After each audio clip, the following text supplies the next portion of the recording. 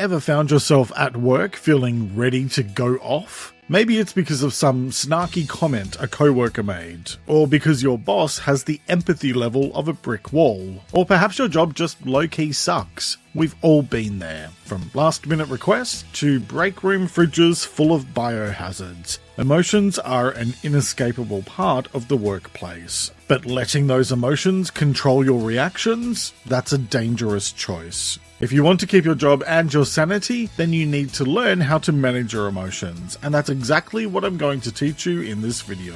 So grab a seat and let's talk about emotional regulation. Hi, I'm Jeremy Godwin, and I teach you how to improve your mental health. Let's dive into how you can be the master of your feelings by learning how to regulate your emotions even when the office coffee machine decides to break down again. What is emotional regulation? At its core, emotional regulation is about understanding and managing our emotional responses. It's the difference between just reacting to things, like snapping at a colleague after they give unwelcome feedback, versus taking a moment to process that feedback, then responding calmly and constructively. If you just react to things, you tend to create a mess you'll have to clean up later. But if you learn how to process and then respond, you can be a lot more thoughtful and create less conflict. Why do we need to regulate our emotions at work? Well, think of the workplace as a giant melting pot, full of different personalities, responsibilities, and pressures, and we each need to navigate through them with as little conflict as possible.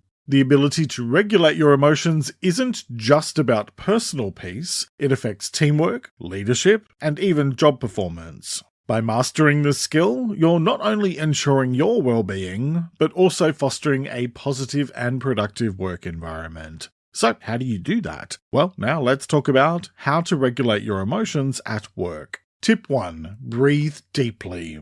If you feel your emotions kicking off, take a minute or two to just breathe.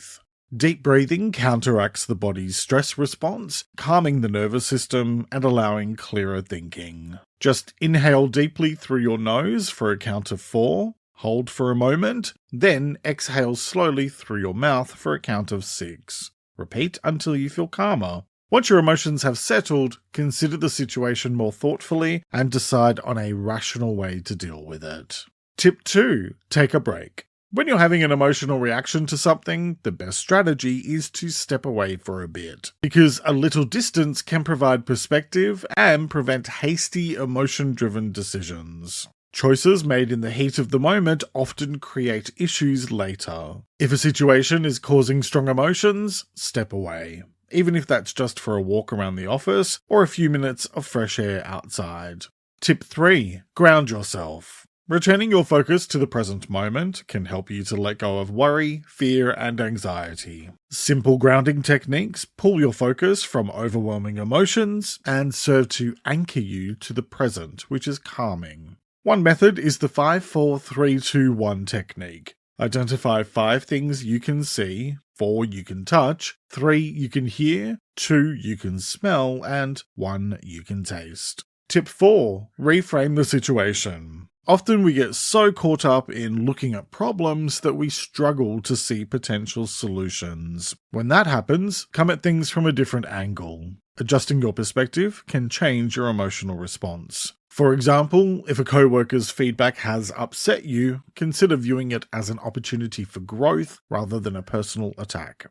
Tip 5. Speak to yourself kindly. Because how you speak to yourself influences how you treat yourself, and your self-talk influences your emotions. Positive self-talk can boost your confidence and reduce negative emotional responses. When faced with challenges, remind yourself of your past successes or repeat affirmations like, "I can handle this." Remember, you can either be your own bully or your own cheerleader, but not both. Here's the thing, life in the workplace is filled with highs and lows, and you're going to have to deal with challenging emotions sometimes. However, it's not our emotions that define us, but how we respond to them. You can either learn how to control your emotions, or your emotions will control you. The choice is yours.